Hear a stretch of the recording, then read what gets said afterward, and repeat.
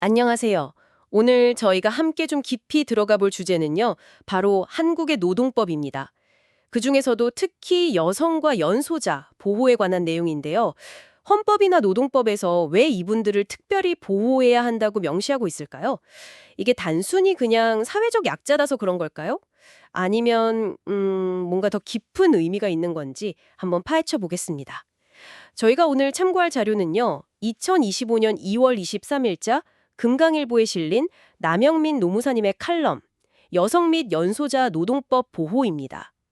이 칼럼이 여성 근로자 그리고 만 18세 미만 연소 근로자를 위한 구체적인 법적 보호 장치가 뭔지 또 실제 현장에서는 어떤 문제들이 좀 있는지 이걸 잘 짚어주고 있더라고요. 그래서 이번 시간을 통해서요. 여러분들이 여성과 연소자 노동 보호에 대한 핵심 내용, 또 그 배경 같은 걸 명확하게 이해하시고 뭐 최근 법 개정 흐름이나 현실적인 쟁점까지도 파악하실 수 있도록 저희가 좀 안내를 해드릴게요. 자, 그럼 본격적으로 시작해 볼까요? 먼저 여성 근로자 보호 이야기부터 해보죠. 네. 여성 근로자 보호를 이야기할 때 가장 먼저 좀 주목할 점이 있어요. 그 보호의 초점이 어떻게 변해왔는지인데요. 예전에는 뭐랄까 여성을 신체적으로 약한 존재다. 그래서 보호해야 한다. 이런 인식이 좀 강했잖아요. 근데 지금은 모성 보호라는 측면이 훨씬 더 강조되고 있습니다. 단순히 약자여서가 아니라 출산이나 육아 같은 중요한 사회적 기능을 수행하는 그런 주체로서 법적인 지원이 필요하다. 이런 관점으로 바뀐 거죠. 아, 그 관점의 변화가 상당히 중요해 보이네요. 그러니까 단순히 보호 대상을 넘어서서 사회 유지의 필수적인 역할을 법적으로 좀 뒷받침한다. 뭐 이런 의미로도 볼 수 있겠군요. 그럼 구체적인 법적 보호 장치들도 그런 모성 보호 관점에서 설계되었다. 이렇게 봐도 될까요? 네, 그렇습니다. 법에서 마련된 제도들을 이렇게 쭉 보면 그런 흐름이 아주 뚜렷하게 보여요. 예를 들어서 임신 중이거나 출산 후 얼마 안 된 여성분들 있잖아요. 이분들에 대한 야간이나 휴일 근로는 굉장히 엄격하게 제한됩니다. 아, 일반 여성 근로자랑 다른가요? 네, 일반 여성 근로자는 본인 동의만 있으면 야간 휴일 근로가 가능하거든요. 근데 임신 중이거나 출산 후 1년 미만인 녀석은 달라요. 본인 동의는 물론이고 거기에 더해서 고용노동부의 인가, 그러니까 정부의 공식적인 허가까지 받아야만 가능합니다. 와, 정부의 공식 허가까지요. 진짜 강력한 보호 조치네요. 네, 그만큼 모성을 최우선으로 보호하겠다는 의지가 담겨 있다고 볼 수 있죠. 그렇군요. 그럼 출산이나 육아와 관련된 다른 제도들은 또 어떤가요? 최근에 바뀐 내용도 많다고 들었거든요. 네, 맞아요. 출산하고 육아 지원 제도는 계속해서 강화되는 추세예요. 대표적으로 이제 출산 전후 휴가는 기본 90일 이상 보장되고요. 이 칼럼에서는 또 미수가 출산 시에는 100일로 확대된다는 점도 언급하고 있네요. 아, 미수가 출산의 경우에요? 네. 그리고 배우자 출산 휴가, 이것도 이 자료에 따르면 유급으로 20일 보정된다고 하니까 부부가 함께 육아하는 걸 지원하는 거죠. 20일이요? 꽤 기네요. 그렇죠. 그리고 최근에 좀 눈에 띄는 변화 중 하나가 난임 치료 휴가가 확대된 거예요. 기존에는 연간 3일에 그중에서 첫날 하루만 유급이었거든요. 근데 이게 이제 연간 6일로 늘어나고 유급 일수도 2일로 확대됐어요. 난임 부부에게는 정말 실질적인 도움이 될 수 있겠죠. 그렇겠네요. 부담이 좀 줄겠어요. 네. 그리고 또 2025년부터는 육아휴직 기간이 기존 1년에서 1년 6개월로 늘어났습니다. 와, 1년 6개월이면 진짜 큰 변화인데요. 그렇죠. 아이 키우는 부모님들 입장에서는 정말 반가운 소식일 겁니다. 네, 그럼 육아기 근로시간 단축 제도도 바뀌었다고 들었는데 이건 어떤가요? 아, 네. 그것도 중요한 변화인데요. 기존에는 만 8세 이하 또는 초등학교 2학년 이하 자녀가 대상이었잖아요. 이게 만 12세 이하 또는 초등학교 6학년 이하 자녀로 대상이 확대됐어요. 그리고 육아휴직이랑 합쳐서 최대 3년까지 쓸 수 있게 됐고요. 와, 대상 연령도 늘고 기간도 합산해서 쓸 수 있게 되고 그럼 정말 일과 육아를 병행해야 하는 부모님들한테는 선택의 폭이 훨씬 넓어지고 뭐 부담도 조금은 덜 수 있겠네요. 맞습니다. 그리고 임신 중인 근로자를 위한 근로시간 단축 제도도 빼놓을 수 없죠. 임신 초기, 그러니까 12주 이내, 그리고 후기, 이 글에서는 32주 이후로 명시되어 있는데 이때 단축하는 건 기존하고 같아요. 그런데 고위험 임산부의 경우에는 임신 전 기간에 걸쳐서 이걸 사용할 수 있도록 개선됐습니다. 아, 고위험 임산부는 기간 제한 없이요? 네. 특히 중요한 건 이 단축 근무 시간은 연차 유급휴가 일수 계산할 때 출근한 걸로 본다는 거예요. 불이익 없도록 배려한 거죠.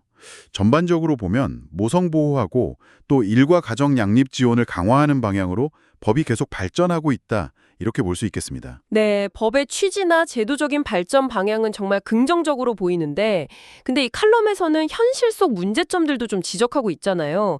특히 여성 직원의 야간 숙직 배제 문제, 이게 좀 논란이 된다는 내용이 눈에 띄었어요. 국가인권위원회는 이게 차별이 아니라고 판단했지만 현장에서는 남성 직원들의 업무 부담이 가중된다, 이런 문제가 제기된다고요. 이런 문제는 좀 어떻게 풀어가야 할까요? 법의 좋은 취지하고 현실 사이의 어떤 간극을 보여주는 대표적인 사례 중 하나죠. 법적인 보호는 당연히 필요한데요. 그 방식이 다른 구성원에게 너무 과도한 부담을 주거나 아니면 또 새로운 갈등을 만들어낸다면 이게 지속 가능하기가 좀 어렵잖아요. 그렇죠. 그래서 이 칼럼 필자도 몇 가지 해소 방안을 제안하고 있어요. 예를 들면 숙직 업무 자체에 대한 보상을 좀 현실화하고 지원을 늘리는 거, 그리고 각 사업장의 특성을 고려해서 합리적인 근무 기준을 노사가 합의해서 만드는 거, 또 여성 근무자의 안전 확보 방안을 강구하는 거, 이런 걸 통해서 남성 직원의 불만도 좀 줄이고 여성 직원에 대한 편견도 없앨 수 있다, 이렇게 보고 있는 거죠. 결국에는 제도하고 현실 사이에서 균형점을 찾는 노력이 필요한 겁니다. 균형점을 찾는 노력 정말 중요하겠네요. 또 다른 현실적인 문제로 그 육아휴직 제도 악용 사례도 언급됐어요. 근무기간 6개월 미만인 직원은 육아휴직 대상이 아닌 점을 이용해서 일부러 임신 사실을 숨기고 입사한 다음에 6개월만 딱 채우고 바로 육아휴직 들어가거나 퇴사해버리는 경우가 있다고요.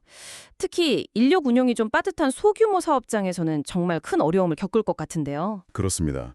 제도의 허점을 이용하는 이런 사례들은 사실 선의에 다른 근로자나 사업주에게 피해를 줄 수 있고요. 더 나아가서는 제도 자체에 대한 불신을 만들 수도 있어요. 맞아요. 그래서 칼럼에서도 이런 문제를 좀 막기 위해서 채용 절차 같은 부분에 대한 법적 정비가 필요하다, 이런 의견을 제시하고 있습니다. 물론 이런 악용 사례는 정말 일부일 거고요. 대다수는 정당하게 제도를 활용하고 있다는 점도 당연히 기억해야겠죠. 네, 그럼요. 반대로 회사가 법을 제대로 안 지키는 경우도 문제잖아요. 정당하게 육아휴직을 신청하거나 복직하는 여성을 막 괴롭히는 사례가 있다는 건 진짜 안타까운 일입니다. 칼럼에서는 이런 문제가 결국 사업주나 인사 담당자가 노동법을 잘 모르거나 잘못된 인식을 가져서 그렇다고 지적하는데요. 바로 그 점이 핵심입니다. 사업주하고 인사 담당자는요, 이게 빠르게 변하는 노동 관련 법규를 정확하게 숙지하고 준수할 책임이 있는 거거든요. 출산휴가, 육아휴직, 근로시간 단축, 이런 법에서 보장하는 권리들을 제대로 알아야 하고요. 또 이걸 회사의 취업 규칙, 그러니까 회사의 공식적인 내부 근로 규정에 명확하게 반영해야 합니다. 단순히 법 조항만 아는 걸 넘어서서 그 제도가 왜 필요한지 그 취지를 이해하고 존중하는 문화가 정착되어야 이런 부당한 사례들을 막을 수 있을 거예요. 네, 여성 근로자 보호에 대한 어떤 법적 장치 강화 추세랑 또 인면에 있는 현실적인 과제들까지 잘 짚어주셨네요. 자, 그럼 이제 다음 주제인 연소자 근로자 보호로 넘어가 볼까요? 보통 만 18세 미만 청소년 근로자를 말하는 거죠. 이분들은 왜 특별한 보호가 필요한 건가요? 연소자는 아시다시피 아직 정신적으로나 신체적으로 성장하는 과정에 있잖아요. 그렇기 때문에 성인하고 똑같은 기준으로 일을 시키면 학업에 지장을 받거나 아니면 건강을 해칠 우려가 크죠. 그래서 법은 이들의 어떤 건전한 성장을 보호하기 위해서 성인 근로자하고는 다른 그런 특별한 보호 규정을 두고 있는 겁니다. 그렇군요. 그런데 이 칼럼을 보니까 현실에서는 편의점 같은 곳에서 청소년들을 알바로 고용하면서 법을 제대로 안 지키는 경우가 많다고 지적하고 있어요. 알바니까 괜찮겠지라던가 아니면 어차피 용돈 주는 건데 이런 식으로 좀 가볍게 생각하는 경향이 있다고요. 네, 바로 그 잘못된 인식이 문제입니다. 아무리 단시간 아르바이트라고 해도요, 연소자를 고용한 사업주는 엄연히 노동법의 적용을 받습니다.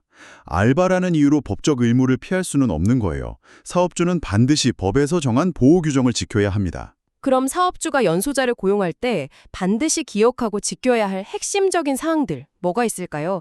이 칼럼에서 강조하는 내용들 중심으로 좀 설명해 주시죠. 그게 한 3가지 정도 기억하시면 좋을 것 같아요. 첫째는 필수 서류 구비입니다. 연소자의 나이를 증명하는 가족관계 증명서하고요. 친권자, 그러니까 보통 부모님이시죠. 친권자의 동의서를 반드시 받아서 사업장에 비치해야 합니다. 이게 진짜 기본 중에 기본이에요. 아, 서류 두 가지. 가족관계 증명서랑 친권자 동의서. 네. 둘째는 근로시간 제한입니다. 연소자는 원칙적으로 하루 7시간, 일주일에 35시간을 넘겨서 일할 수 없어요. 성인 근로자가 주 40시간인 걸 생각하면 기준이 훨씬 엄격하죠. 하루 7시간, 주 35시간. 기억해야겠네요. 네. 그리고 셋째는 야간하고 휴일 근로 제한입니다. 밤 10시부터 다음날 새벽 6시까지 이 야간 시간대 근무하고 휴일 근무는 원칙적으로 금지됩니다. 만약에 정말 불가피하게 시켜야 한다면 연소자 본인 동의만으로는 안 되고요. 반드시 고용노동부 장관의 인가, 즉 정부의 공식 승인을 받아야만 합니다. 칼럼에서도 이 인가 없이는 시킬 수 없다고 명확히 하고 있어요.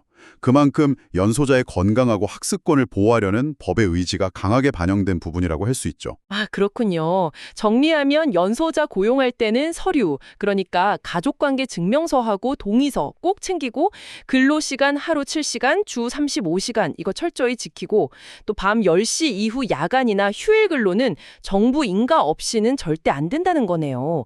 정말 용돈 주는 알바가 아니라 법적으로 아주 두텁게 보호받는 근로자다. 이런 인식을 사업주분들이 확실히 가져야겠습니다. 맞습니다. 오늘 저희가 살펴본 내용을 좀 요약하자면요. 한국노동법은 여성 근로자에 대해서는 모성보호, 그리고 일가정 양립 지원, 이걸 강화하는 방향으로 가고 있고요. 연소 근로자에 대해서는 건전한 성장을 보호하는 방향으로 특별한 법적 장치들을 마련하고 있다. 이렇게 정리할 수 있겠습니다. 각종 출산이나 육아 관련 휴가, 단축 근무 확대, 또 연소자 근로 시간이나 야간 휴일 근로 제한 같은 것들이 그 핵심적인 내용이었죠. 네, 동시에 법의 좋은 취지에도 불구하고 현실에서는 여성 야간 숙직 배제 논란이라던가 육아휴직 제도 악용 사례 같은 어려움과 갈등이 있다는 점도 확인했고요. 결국 중요한 건 법의 이상과 현장의 현실 사이에서 어떤 균형점을 찾아나가는 노력, 이게 아닐까 싶네요. 그러려면 사업주든 근로자든 관련된 법규 내용을 정확히 아는 게 무엇보다 중요할 것 같고요. 정확합니다. 이 칼럼의 필자들 역시 비슷한 맥락에서 글을 마무리하고 있어요. 여성이나 연소자 노동 문제에 대해서 우리 사회가 좀 더 많은 관심과 배려를 기울이고 또 이들에게 평등한 기회와 정당한 대우를 보장함으로써 궁극적으로 그들의 삶의 질이 향상되기를 바란다. 이런 기대감을 나타내고 있죠. 어떻게 보면 법이나 제도의 개선만큼이나 사회 전체의 인식 변화와 좀 더 성숙한 논의가 필요하다. 이런 메시지로 읽힙니다. 네, 오늘 저희가 함께 살펴본 이런 법적 보호 장치들과 현실적인 문제점들을 한번 되짚어 보면서 여러분 스스로에게 이런 질문을 던져보실 수 있을 것 같습니다. 여성과 연소자를 보호하려는 법의 좋은 취지를 잘 살리면서도 일부에서 제기되는 제도 악용 문제라든가 다른 구성원들의 부담이 커지는 이런 현실적인 어려움을 최소화하려면 단순히 법을 고치는 것 말고 우리 사회는 어떤 노력을 더 해야 할까요? 혹시 현재의 보호장치들을 넘어서는 더 근본적인 사회적 인식 개선이나 아니면 또 다른 형태의 지원 시스템 같은 게 필요하지는 않을까요? 한 번쯤 깊이 고민해 볼 만한 질문인 것 같습니다. 오늘 이야기는 여기까지입니다. 들어주셔서 감사합니다.